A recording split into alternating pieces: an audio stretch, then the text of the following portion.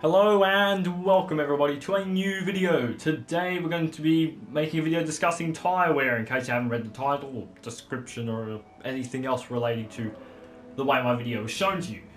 We're going to be discussing tyre wear and specifically the 1.2 update and the way they've changed tyre wear. I don't know how this will be in the future, so if you're watching this in the future, I don't know if it's relevant, it might be, I don't know.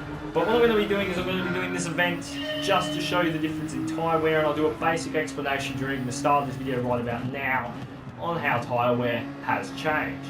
So from my knowledge and what's actually happened with tyre wear is that it is, so everybody I've seen has been complaining tyre wear has gotten worse because the tyre indicator goes down faster, so they're like, ooh, tyre wear really bad now. Well, that's not entirely the case. Yes, I know tyre wear has gotten worse, I've actually tested this. It's a little bit different from what it was in previous updates, although it's nothing major like everybody has been saying it is. The difference with tyre wear currently is that the way the tyre indicator displays tyre wear is more of the major difference. So the tyre indicator now, currently, your tyres only really die, like if you remember the old updates of the game, the tyre indicator, your tyres used to be dead about halfway, maybe a little bit under halfway, and your tyres just have no grip, like nothing at all. Well, now it's the last 10, 15, 20% of your tyre indicator. I'd say 20 is being very generous, to be honest with you, in terms you'd probably still have grip at 20% of the tyre indicator left, because that's the way it works now. They've more or less, the major difference they've made is the way the tyre indicator changes. So the tyre indicator does appear to go down faster, but your tyres don't actually lose grip until it's at the very end of the tyre range. But when it does reach the very end of the tyre range, like at the very end of the indicator, you lose grip very quickly. But before that point, even if you're halfway, even if you've got a quarter of it left, you'll still have pretty good grip. I wouldn't say you'd have a major problem with traction. But once it goes below that about, I'd say 20-15% range, then I'd start worrying about pitting in. And if you're on a long track like the Nürburgring or Le Mans circuit or any other longer track you could think of, it is probably a good idea to pit in if your tyres are at a quarter or if they're at a half. You've been like, if you've gone a whole lap in the Nürburgring and your tyres have half durability, let's say you're running mediums or softs and have half durability, I recommend you go and change them. Because once they reach the last like 10, 15, 20%, they do really disappear, like they basically disintegrate from under your vehicle. But the tyres don't actually wear down as fast as everybody's been thinking, because as you can see, these front tyres do look like they're dying rather quickly, and that's just because I've got a big heavy GTR to really display this. But I think the GTR is one of the worst cars on tyre wear, other than maybe the BMW Group 3. Out of all the race cars, I think the worst is either the Group 4 GTR or the Group 3 BMW, I think. That's from my own experiences. You could be like, oh, this said car insert vehicle is worse, but that's the best I've got. That's what I think. But, yeah, that's been the difference in how tyre wear has been working as of recently.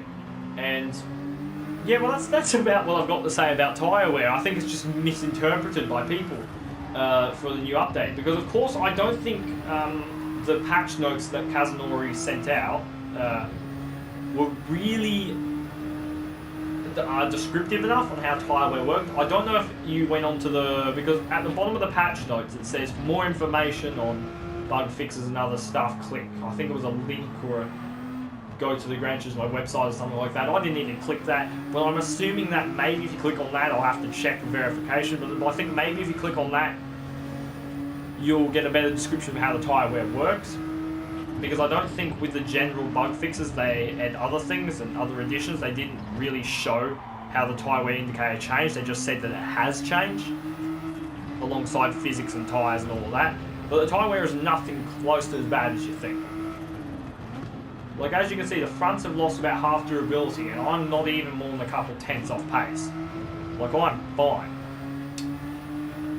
And that's the thing, right? If you were doing that before, your front tyres would be dead at this point. Like, you would have nothing left on those front tyres if it was the old tyre indicator. Actually, I'd say you'd have a little bit left if it was the old tyre indicator. Well, I wouldn't say you'd have much. I'd say you'd be struggling for grip. On the new tyre indicator, if it's halfway like this, you've definitely still got grip. You're not running out, the tyres aren't dead. I did lose a lot through that section. I wonder if that... I don't think that would be tyres, I think that's me.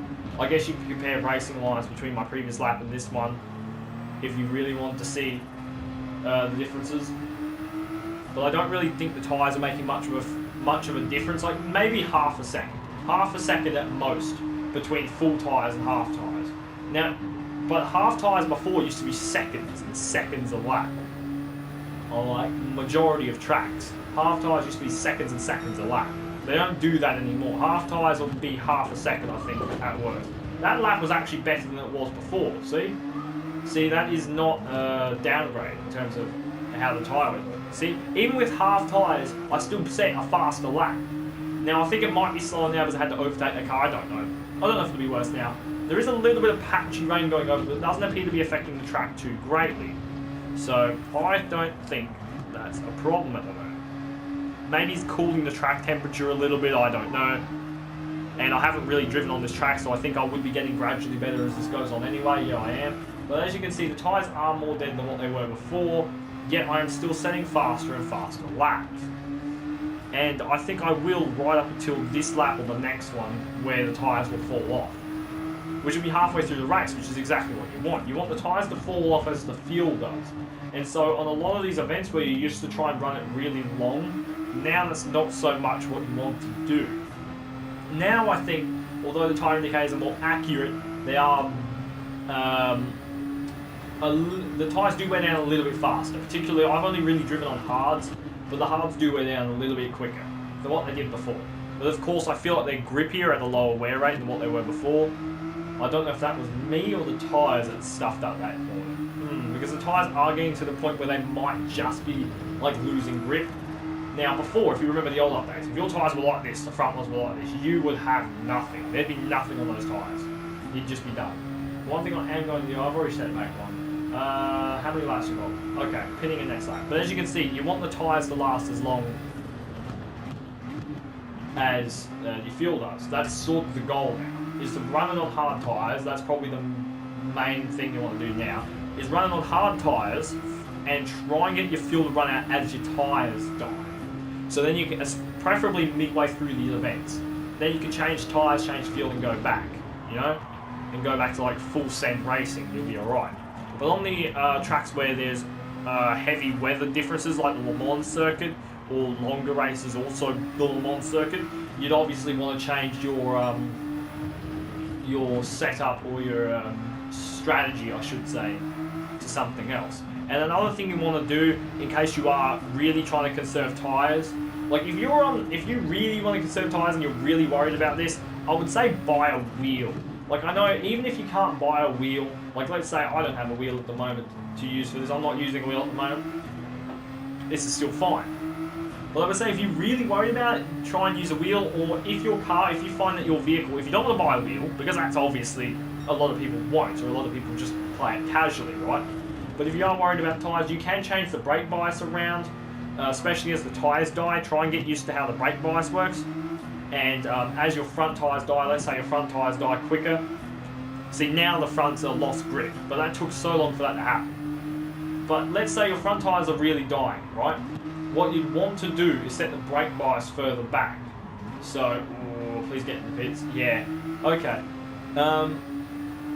Okay, I'm lucky I checked that. Wets. I'm going wets. Let's go, wet tyres. I think that was a large amount of rain. I really hope I'm right. But this is the thing. With, I've lost train of thought now because I saw that giant incoming tsunami of rain coming in. I'm really hoping it enters the track quickly, so when I exit the pit lane it starts pouring rain. So these wet tyres don't die. Because wet tyres have always been horrible in terms of durability on... Oh, it's only a little funnel of rain. Should have been on intermediates. It's going to be a lot of rain, but only for a short duration of time. I wonder if I could run the whole... I don't think I can run the whole race on these. Oh, I didn't realise. Okay, well I stuffed up tyre setup. Well, I guess now we're testing wet tyres to see how they work. in terms of durability, because it's not going to rain for very long, and wet tyres are not known for being particularly durable, you know? So I guess it'll be interesting. Ooh. Yeah, the track isn't really wet enough for wet tyres to really work, and wet tyres have never been overly durable or overly grippy on dry surfaces. If I was to compare them to anything, I'd say the wet weather tyres on a dry surface are about as durable as like sports soft tyres. Or maybe, I think they're worse than sports soft. If you remember the super softs from Gran Turismo Sport, I'd say they were probably like that in terms of durability, and about as good as sports softs in terms of grip, at least on a dry surface. Of course, on wets you want to really use wet weather tyres if it's torrential rain. Not like this. If I knew what it was going to be and I got a better perspective of what the tyre was going to be, I would have chosen intermediates.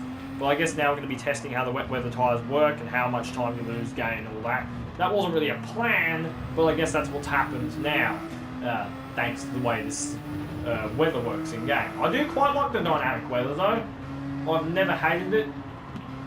I don't think many people have. I think everybody's been very happy with the weather, and the fact that it's got a very good weather gauge when it's working. If you remember the last update, it didn't work. But that was on the Spa circuit, if I remember correctly. It didn't work on the Spa event. I didn't actually no, I did encounter that problem, I think, once. And I was like, well, that's a bit odd. And then I didn't do the event after that because I won the event anyway. But, yeah. That's more or less what you want to look for, is sort of changing your setup to the update. The update isn't bad. The tyre settings haven't stuffed you over. You've just got to sort of adapt a little bit to how they've changed. It's sort of like when, you know, like the professionals, like Valerio Gallo, for example, or like Takuma Miyazono, all the top tier drivers, right, that have started playing Gran Turismo 7 and going from Gran Turismo Sport to Gran Turismo 7. They changed the physics. They all had to adapt and change to that. That's sort of like what we're all going to be doing, but on a smaller scale in terms of tyres. Like, of course, I made a stuff up switching to these, but you'll kind of get used to how the tyres work and the little bit of wear difference, and then you'll really be able to be like, well, this is the lap I'll be pitting in, this is the lap I'll do this is the lap I'll do that, because you know how the tyres work. Eventually you'll get to that point, because that's how it was for me before the tyre update. Now it's a little bit different. I've got to change the way I'm thinking on how the tyres function, how the tyres work. But all the professional drivers, they had to do the same thing, but on a larger scale, because they had to professionally compete in events, be competitive on a new game with new physics. This is not the same as Gran Turismo Sport was for anybody who didn't play it. This is definitely different. And the fact that they had to adapt to that, and they came back and they were still professionals, they were still better than the rest of us, you know? That really shows. But of course you can adapt to simple game changes, especially when these guys had to adapt to an entire game as they did, and as quickly as they did. I feel like that's an amazing feat for them. I do watch the World Series, so yeah. If you guys don't check out the World Series, I recommend you check it out, although anything other than the race is kind of boring, unless Jimmy Broadbent is speaking. But I think the thing is with the World Series, the thing that turns people off from the World Series and not joining that, is that it's not real racing. Just don't think of it like a real race, because it's not. It's a virtual race. People think of it like it's going to be like as crazy or as it is a real race, but it's not. It's a real race with less rules, less restrictions, sort of. You might think of it like a one-make race where all the cars are driving and all that, but you can really go for different teams and all that and truly watch the World Series, and I think that's what they really want people to be doing, because I don't think they're getting enough viewers on the World Series for what they're actually putting there. I know the quality isn't as good as something like Formula 1. Of course, Formula 1 or some legendary level motorsport is going to have better quality than an esport event, even if this is like an esport event which literally made to the Olympics, is not going to have the same quality as F1. And my tyres are dead. Yeah, I'm not going to run another lap on these tyres. I'm going to have to change. I don't think I've got softs either. If I had softs, I would have switched them. No, I've got to switch. There's no way. I can't use these tyres any longer. But yeah, that's one thing I recommend you people do. Just take a look. Just go onto the World Series and check it out. Do we need to refuel? No, we don't. Don't refuel. Stuff refuel. We've got half the tank left, we're good. We just need tyres. But yeah, that's one thing I recommend people do. Just check out the World Series. It's like the Gran Turismo Manufacturers Cup World Series, all that stuff. It's a lot more interesting than I think people think. And even if you don't like it, at least you've seen it. At least you can confirm that now. And of course, I am no way any part of the World Series. I'm not old enough to actually participate, and I don't think I'm at a skill level where I can. But of course, I expect in the future that I'm waiting to see who the next group of drivers will truly be. Because at the moment, if you take a look at the World Series now, yeah, this is the first couple of years of the World Series being a proper event. Since 2017, I think it was, is when they really started promoting the World Series and when the first proper World Series came out. They had esports events for Gran Turismo way back when Gran Turismo 4, I think, no, Gran Turismo 5 it was. They had esports events in Gran Turismo 5, but they weren't really anything big. And I think it was, I think one of the Japanese drivers, were there when Gran Turismo 5 was released, doing the first ever Gran Turismo eSport, and they're still there today. It's not Ryota Kokubin, it's the, what's his name? Oh, I don't remember his name. Oh no. I don't think it was Kokubin, I think it was the other driver, the other major Japanese competitor. He was racing in the esports group since GT5. And yeah, I did play GT5 back in the time, but of course I didn't know there was an esports event for it because it wasn't really heavily promoted, and I didn't even have access to the internet at the time, so that's how long ago that was. But yeah, the Gran Turismo World Series is a great event. In terms of esports events, you've got Jimmy Broadbent there, and if you don't know who Jimmy Broadbent is, just take a look at his channel, it's brilliant. I greatly recommend you do so. It's better than my content. If you've got enough patience to watch my content to the end like this, you're gonna love Jimmy Broadbent's content. And if you don't already know who he is, he's a Gran Turismo commentator. He makes videos on sim racing related content, various sim racing content, and trust me, he is far better than I am. Although I did actually beat his S10 license lap, which he spent literally hours trying to perfect. It took me 45 minutes, and I did it on controller. But he is overall superior to me. I'm not going to try and like flex it. Oh, I'm better, because by that perspective, if I can win one event against Jimmy Broadbent, that doesn't make me better, because I'm evidently not going to be. Especially considering how many stuff-ups I made around here. I think if Jimmy Broadbent was doing this, he would have taken all the racing lines near perfection through each corner. Like, he wouldn't have done this. Although, keep in mind, yeah, he wouldn't have done anything like that. You know? That's the difference. I think Jimmy Broadbent is a far more consistent driver, and that's what gives him an edge, right? He has a lot of patience to do the events that he does consistently, continuously. Like some of the challenges he does for his channel, and I'm completely off topic from Tyre from the start of the video, but some of the things that he does on his channel require so much patience, dedication, and effort that I couldn't even fathom me putting in enough time, enough effort to actually get that done. I mean, maybe if I had endless time to do it, I'd be like, yeah, I might give that a try, but yeah, you get the point, I think. But yeah, that's about what I've got for this video. Please no Punterino, that's a Jimmy Broadbent reference. You probably, oh no, I was racing in the hood view, so people wouldn't have seen that.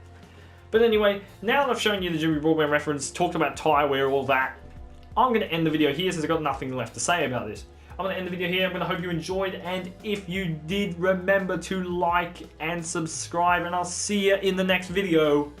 Bye.